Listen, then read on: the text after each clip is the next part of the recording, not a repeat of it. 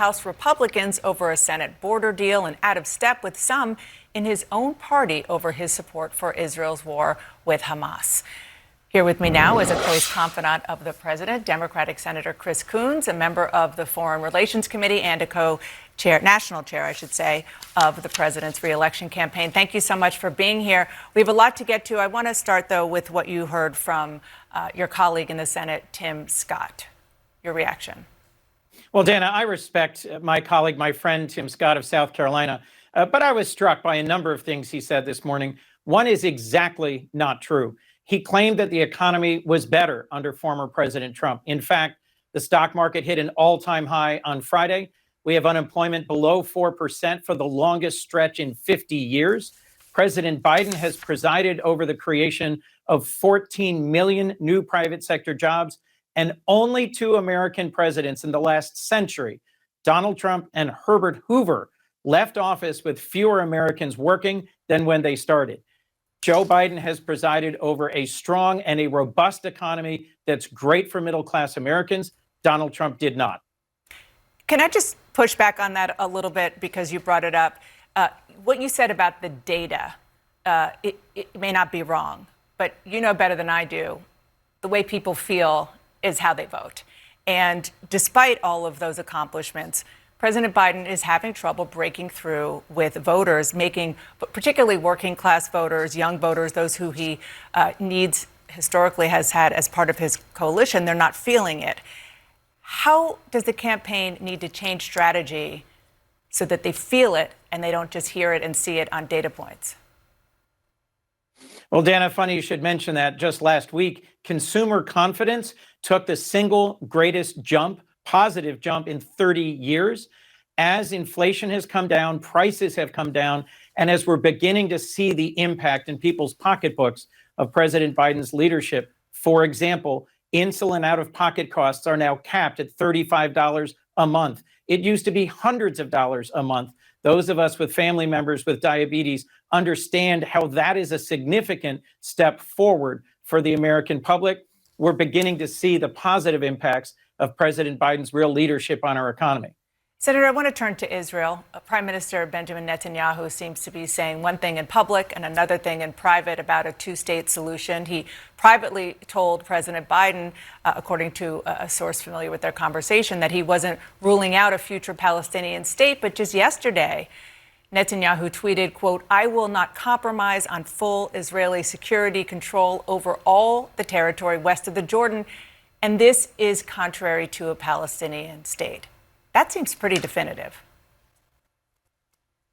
It does. And this wouldn't be the first time that there is some tension between Prime Minister Netanyahu, his personal political goals and aims, and the challenges of crafting a positive, peaceful path forward for the Israeli and Palestinian people.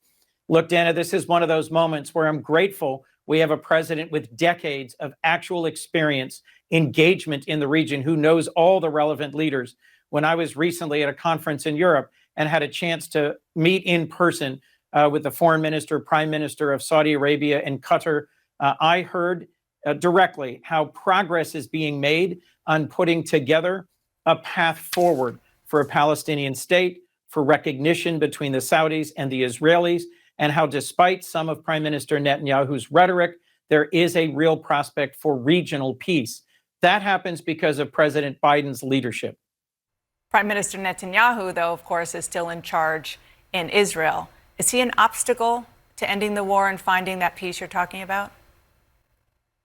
Well, he has a record of years of dividing the Palestinian Authority in the West Bank and weakening it, and accepting the leadership of Hamas that has had a tragic consequence on the October 7th assault on thousands of innocent civilians, 1,200 innocent civilians murdered in Israel. This is a moment where the Israeli public needs to choose what is the best path forward. And I know it would be a significant step for them to accept that the creation of a Palestinian state is the right path forward out of this shattering loss from the October 7th attacks. But many who have long experience in Israel and in the region think the only way to end the constant cycle of violence is to choose the path of peace. I want to turn back to the United States and the U.S. border. issues, and of course, immigration, President Biden conceded on Friday that the southern border is not secure. And he said he supports massive changes to U.S. immigration laws. I don't need to tell you how huge a political issue immigration is, and polls consistently show that voters overwhelmingly disapprove of how President Biden is handling it. I know you're working on an immigration deal. You have been for some time in the Senate. Just from a purely political standpoint, how important is it for President Biden and for his colleagues like you in the Senate to get this done? Dana, it's important for our nation, and it's important politically, that we secure our border. I'll remind you, President Biden, in his first State of the Union to Congress, asked for congressional leadership in legislatively addressing our badly broken immigration system. President Biden, in his supplemental funding request now many months ago, asked for $14 billion to hire thousands more Border Patrol agents, Customs and Border agents, to deport more people who are here but have failed to prove that they have a right to asylum here.